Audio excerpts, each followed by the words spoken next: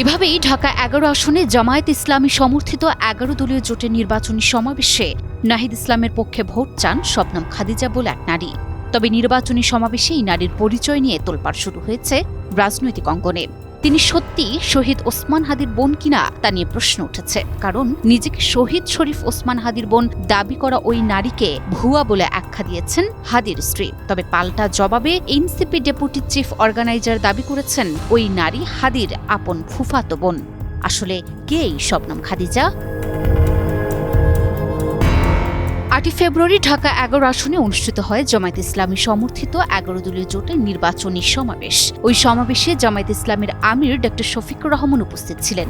সমাবেশে শরীফ ওসমান হাদির বোন পরিচয়ে বক্তব্য দেয় খাদিজা শবনম। সেখানে তিনি ওসমান হাদির হত্যার বিচার চাওয়ার সাথে সাথে নাহিদ ইসলামের পক্ষে ভোট চান। সমাবেশের সেই ভিডিও সামাজিক যোগাযোগ মাধ্যমে ছড়িয়ে পড়তেই শুরু হয় বিতর্ক। খোদ শহীদ ওসমান হাদির স্ত্রী রাবেয়া ইসলাম শম্পা ফেসবুক পোস্ট দিয়ে দাবি করেন এই নারী সম্পূর্ণ ভুয়া। শম্পা উল্লেখ করেন তার স্বামী জীবদ্দশায় কোনো রাজনৈতিক দলের সাথে যুক্ত ছিলেন না, তাই যেন তাকে কোনো বিশেষ দলের স্বার্থে ব্যবহার করা না হয়। ইনকিলাব মঞ্চের সদস্য সচিব আব্দুল্লাহ আল জাবের ওই পোস্ট শেয়ার করে জানান, পরিবারের তথ্যমতে ওসমান হাদির ৩ বোনের মধ্যে এই নারী কেউ নন। বিতর্ক যখন তুঙ্গে, তখন নতুন তথ্য নিয়ে হাজির হন এনসিপি ডেপুটি চিফ অর্গানাইজার ড মাহমুদা মিতু। তিনি দাবি করেন শবনম খাদিজা কোনো অপরিচিত কেউ নন, বরং তিনি ওসমান হাদির আপন ফুফাতো বোন।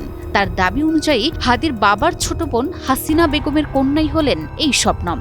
ডাক্তার মিতু আরও জানান, সমাবেশের পাশেই খাদিজার বাসা হওয়ায় তিনি নিজ থেকেই ভাইয়ের বিচারের দাবিতে কথা বলতে চেয়েছিলেন। মিডিয়াতে তাকে ভুয়া বলে প্রচার করাকে বিভ্রান্তিকর বলেও উল্লেখ করেন তিনি। তাছাড়াও বলতে গেলে শবনম খাদিজার পরিচয়পত্র তুলে ধরেন তিনি তার পোস্টে।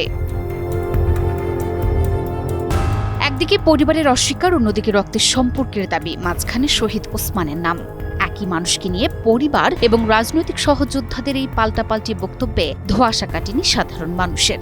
নির্বাচনী উত্তাপের মাঝে এই বোন বিতর্ক এখন ভোটারদের মুখে মুখে। শেষ পর্যন্ত সত্য কোনটি তা নিয়ে জনমনে প্রশ্ন থেকেই যাচ্ছে।